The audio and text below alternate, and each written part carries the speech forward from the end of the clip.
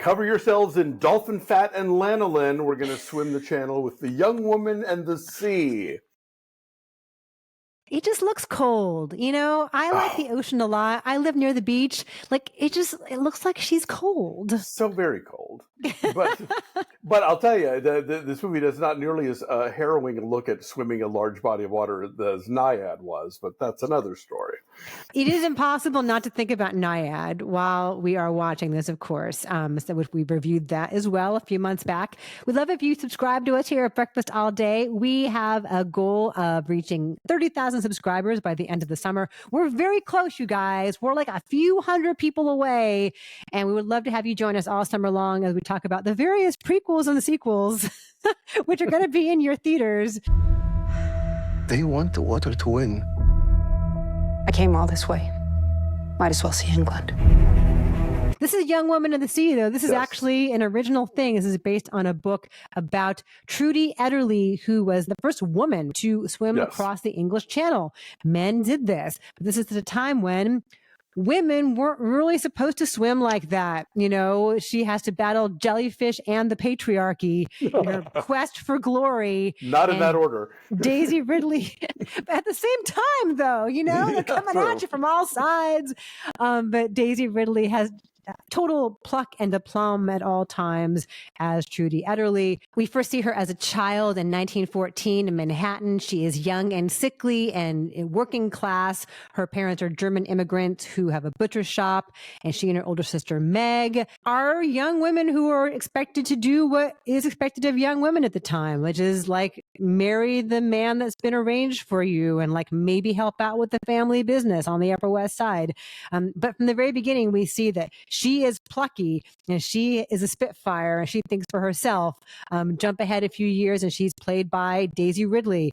And she wants to swim. And the mom is pretty cool about this, actually. She's like, I think that both girls should be allowed to swim. This is a time when this was not common at all. The dad's very traditional in his values and is like, my daughter's not going out there and doing that. But as we've established, like nothing is going to stop her. And so not only does she learn how to swim, becomes a champion in her little clandestine pool. The girls are like relegated to this tiny little pool down in the basement by the boiler room, and it is not glamorous. She's an underdog and she proves everyone wrong, and then gets this crazy idea from the newsreel at the movies, like, oh, the English Channel is a thing that you can swim.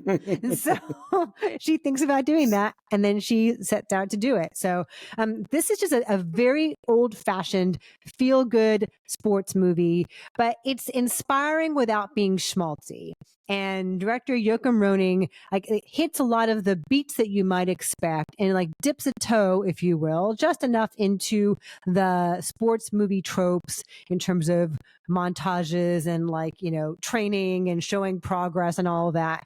But I feel like it's so solidly made and shot and written by Jeff Nathanson based on this Glenn Stout book in ways that it's familiar, but it's so well done that I really appreciated it. And a lot of that has to do with Daisy Ridley and her performance and that same spark that we saw in her as Rey in those later Star Wars movies exists here too. Like there's a likability and an accessibility to her that reminds me of Keira Knightley in Bend It Like Beckham, for example. She's got this thing that you want to root for her to succeed. And it's also fascinating to see in comparison to Naiad, in terms of what that personality is like and what that drive is like and how she's underestimated and proves everybody wrong. What did you think? Yeah, it is solidly made. It is a very Foursquare kind of movie. Like I in my review, I said it's the kind of movie that teachers screen for fidgety fourth graders on the last day of school. It is very old school Disney in that sense. And I kept wanting it to be a little more. I wanted Trudy to be more of a character, to have more to her than just her pluck and her determination. She has those things, and Daisy Ridley's really good at portraying those things. Yeah. But she has no other life outside of the water. I was reminded of another, I think, far better kind of inspirational Disney sports movie of recent vintage, which was Queen of Katwe. Oh, right, yeah. Such a beautiful movie and so powerful. But this kid has a life and a community, and basically everybody who is in Trudy's orbit is either on her side, actively opposed to her, or actively opposed and eventually comes to her side. I know that people love to bitch about how like Naiad was largely a work of fiction, and maybe it was, I don't know.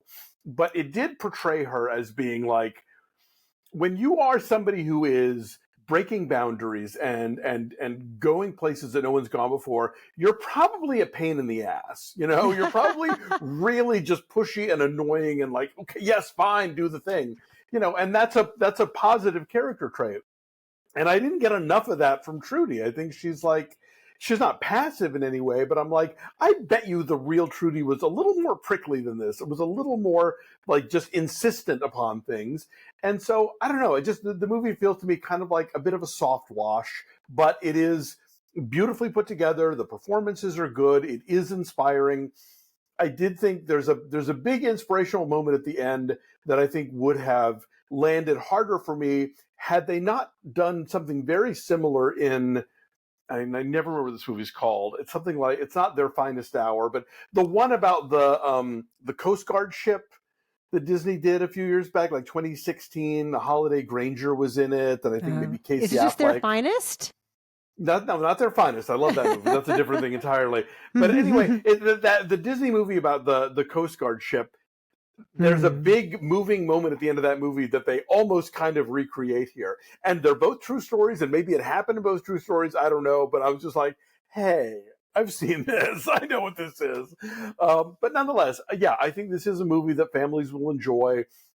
As I said during news, if you're a parent and you're taking your kids to a movie, you're going to probably have a much better time at this than at the Garfield movie. So, like, you know, yeah, it's worth checking out. One interesting thing too is the way that like sports nutrition has evolved, Yes. since the days of Trudy Ederle crossing the channel, like when people are lowering nets full of tea and fried chicken down to her for sustenance on this 21-mile journey. But imagine if they had like Lodge products available to them. What could they make for Trudy that would be like good protein for her, good carbs, good fuel for her? Coming up really soon, there is a big Father's Day sale going on. 20% off of all grill pans and griddles. We have a link to them down below. So, you know, you could make pancakes for your dad or make him make pancakes for you. I actually don't know how to make pancakes, but I'll learn. Oh, Dave White will give you a tutorial. And, right? you know, and when you're carbo loading for that channel swim. I feel like there's better food that could have been available to Trudy along the way. That fried chicken looked good, though. Like, right. But like, is that an ocean food? Well, it's handheld, you know, I think, and you can throw the bone in the sea without feeling like you're littering, you know. That is true. Anyway, so we've got a link to them down below. We love working with our friends at Lodge, and they've always got some kind of great discount going on. But this summer for Father's Day, they have grill pans and griddles, 20% off. Get you some. The shot that you're mentioning, though, toward the end is a great example of how this movie is photographed, and I think you get the vastness of the sea at like magic hour, but also intimate moments in their cramped New York apartment and everything in between. And that shot looks really, really great too. So, which is, I think, a great reason to see this in the theater if you can. There's one shot where she's like standing at the end of a pier. That's sort of a pivotal moment, and it's all kind of like faded, and you could feel like how the wind has hit the wood on the pier to make the grain look the way it does, and she's out there thinking, and it's well done from a technical perspective in every way. The costume design and the cinematography and the editing and the score, it's all well done. So what's your number then on Young Woman in the Sea? I gave it a 6.2. I think I was a little let down by the sort of kind of old Disney blandness to it, but I think there is a lot to like here, and I think it's a great movie to take kids just as a kind of a motivational, like, your crazy dreams can come true, so like why not pursue them?